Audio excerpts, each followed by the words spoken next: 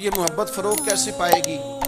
اس کے لیے ایک تو یہ کہ اپنے دل کو تھوڑا سا سمجھائیں. آپ ارادہ کر لیتے ہیں نا، جب ذہن بنا لیتے ہیں کہ میں نے کوئی خدمت کرنی ہے، ذہن بن گیا، تو پھر اس کے لیے 2-3 لاکھ روپے 4 لاکھ روپے لگانے کی ضرورت نہیں ہوتی.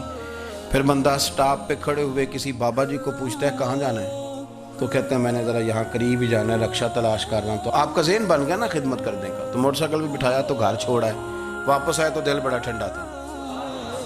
لیکن آپ یہ بھی کہہ سکتے تھے کہ بابا جی بچے کیا کرتے ہیں، سعودی عرب ہے، تو یہ 200 روپیہ رکشے کو دیں، گھر چھوڑ آتا ہے. بچے اتنا کماتے کس لیے؟ دونوں باتوں میں فرق ہے. آپ اللہ کی رضا جب اپنا لیتے ہیں تو پھر کوئی کہانی جنم نہیں لیتی. لیکن جب یہ رنگ نہیں ہوتا، پھر کہانیاں ہیں، پھر داستانیں ہیں، پھر بڑی بڑی باتیں، پھر بڑے بڑے لمبے لوگوں کے پاس پلاننگ ہے. اس طرح نہ کریں. اور ایک تو یہ کہ خود اپنے دل میں اچھی سوچیں رکھیں. دوسرا یہ کہ لوگوں کو بھی کہیں.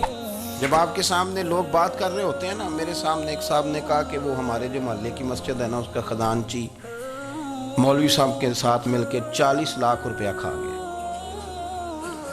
میں نے اسے کہا یار بڑی پکی فگر یاد ہے تجھے، پورے 40 لاکھ ہی کھا گیا، طے ہے؟ تو میں نے کہا کوئی اس کی دلیل؟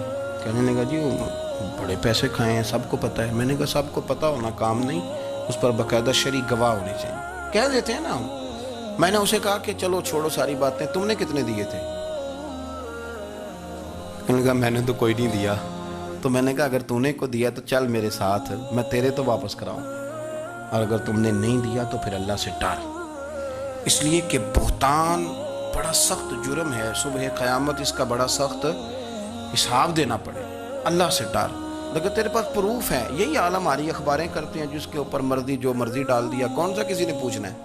جو مرضی. اور اب سوشل میڈیا جب سے آیا ہے، پھر تو کسی خبر کی کسی تصدیق کی کوئی ضرورت، اور نہ پوچھنے والا پوچھتا ہے کہ یہ خبر کہاں سے آئی.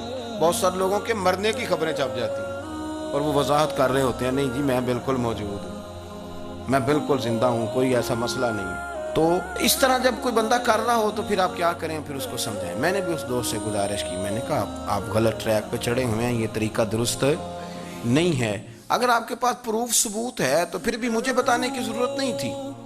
آپ وہ پروف ثبوت لے جاتے اور خزانچی اور امام صاحب سے ملتے، کہتے جی 40 لاکھ روپیہ کدھر ہے؟ آپ کے پاس پیسے تھے، وہ مسجد کے ہیں، اس کو آپ لائیں، فلاں جگہ استعمال کیے ہیں کہ نہیں؟ ان کے پاس جاتے. دائیں بائیں کہانیاں چھیڑنا تو آپ اپنے لیے گناہ اکٹھا کر لیں. نبی پاک صلی اللہ علیہ وسلم کی حدیث سن لیں اور اس کو ہمیشہ یاد رکھنا ہے. آپ حضور نے فرمایا اگر تو نے کسی شخص کی ایسی جگہ توہین کی جہاں اس کی عزت بنی ہوئی تھی، تو نے کسی کو ایسی جگہ رسوا کر دیا جہاں اس کی عزت، کسی نے آپ کے سامنے آ کے کسی آدمی کی تعریف کی تو نہیں تمہیں نہیں پتا، میں بتاتا ہوں. حضور فرمانے لگے اگر تم نے کسی شخص کی ایسی جگہ توہین کی جہاں اس کی عزت بنی ہوئی تھی تو رب بھی تمہیں اس جگہ رسوا کرے گا جہاں تمہاری عزت بنی ہوئی ہو. اللہ کی رضا کے لیے ایک تو خود پیار کریں، دوسرا لوگوں کو بھی سمجھائیں، قائل کریں کہ یار یہ انداز درست نہیں ہے، تجھے تحقیق نہیں پوری بات کی، تو تحقیق کا. دعا کرتا ہوں اللہ میرے ملک کو، میرے وطن کو، امت مسلمہ کو محبت، پیار اور خلوص کی توفیق عطا فرما.